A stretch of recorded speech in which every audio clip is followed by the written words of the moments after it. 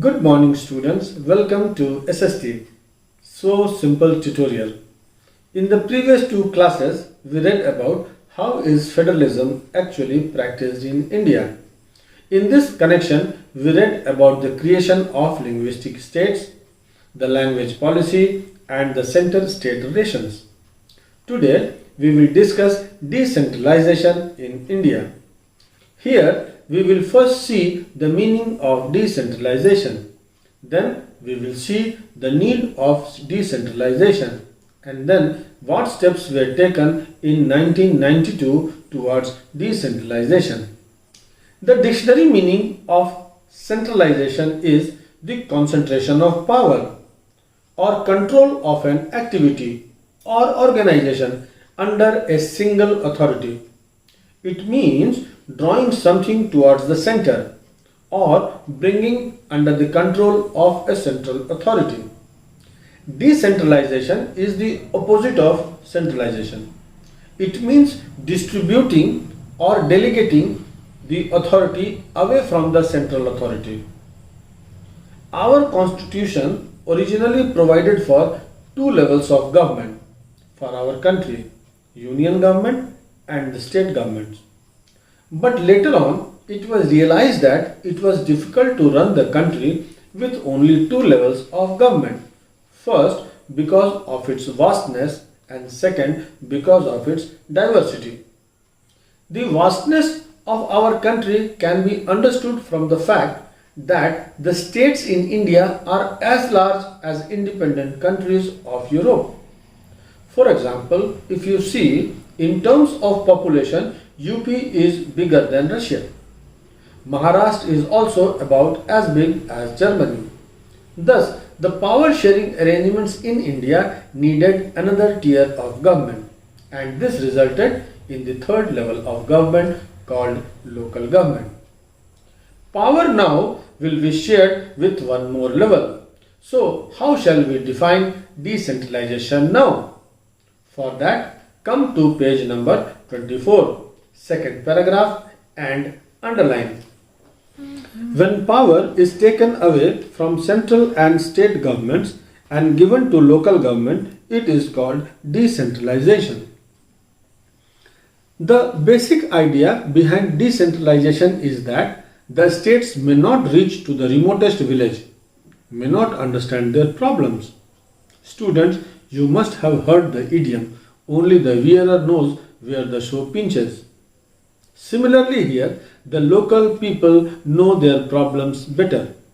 They have better ideas on where to spend money. They have better knowledge of the resources there. So they can manage things more efficiently. So it is better that we involve these local people to solve their own problems.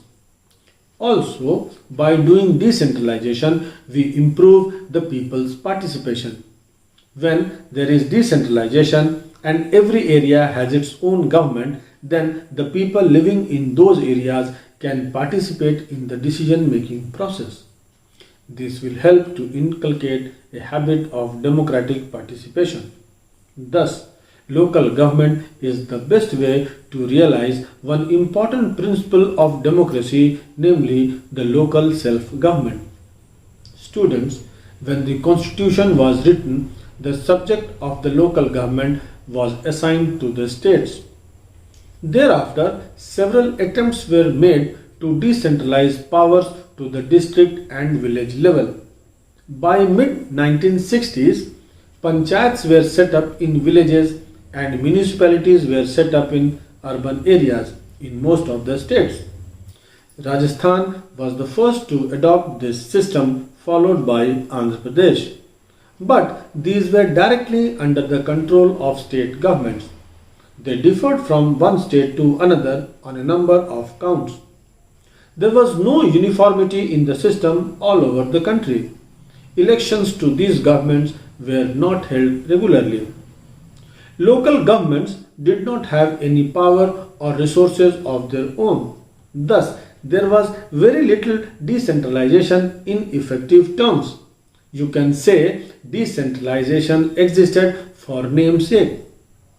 Our late Prime Minister Rajiv Gandhi was very serious on this matter. He wanted to make the third tier more powerful. He worked a lot on this, but unfortunately could not get the bill passed through the parliament. Finally, in 1992, the constitution was amended during the prime ministership of P.V. Narasimha Rao. The 73rd Amendment Act gave constitutional status to the panchayats, and the 74th Amendment Act gave constitutional status to the municipalities. Now, the state governments are under constitutional obligation to adopt the new system in accordance with the provisions of this Act.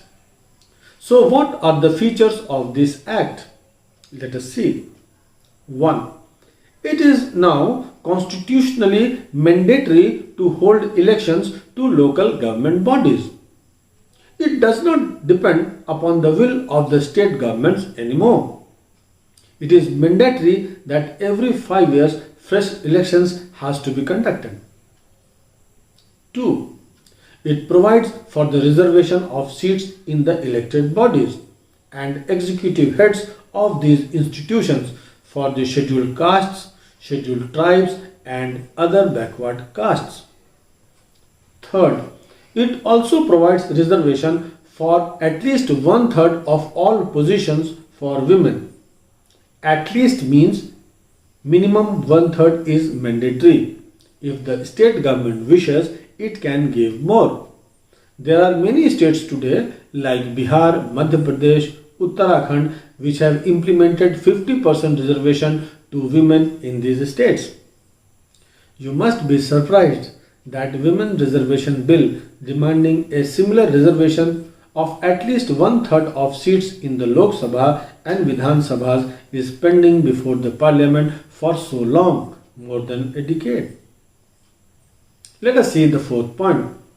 This Act also provided for an independent institution called State Election Commission to conduct panchayat and municipal elections. You all must be very clear in your mind that the election commission that you read last year is responsible for conducting elections to the Lok Sabha, Rajya Sabha, Vidhan Sabha, President and Vice President only. But the responsibility for conducting the elections for panchayats and municipalities lie with the State Election Commission now. 5. The state government are now required to share powers and revenue with local government bodies. That means the panchayats and municipalities will have their own budget and the power of taxation. So, with the coming of this Act of 1992, students, the local government bodies have become powerful and effective. At least there is a uniform system regarding the third tier all over the country. Let us now see the probable questions from this topic.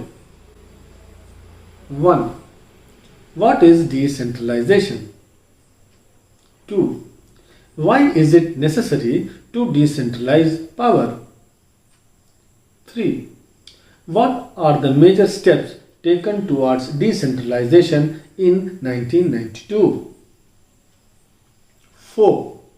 Describe any 3 provisions of amendment made in the Indian Constitution in 1992 for making 3-tier government more effective and powerful. 3 marks 2018. 5.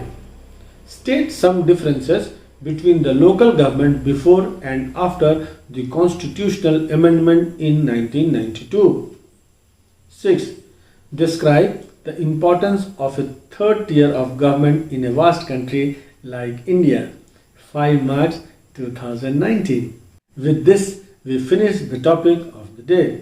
I hope you all have understood the meaning of decentralization, the need of decentralization, and the steps that were taken in 1992 towards decentralization. After watching this video, read your textbook for better understanding. In the next class, we will read about panchayats and the municipalities.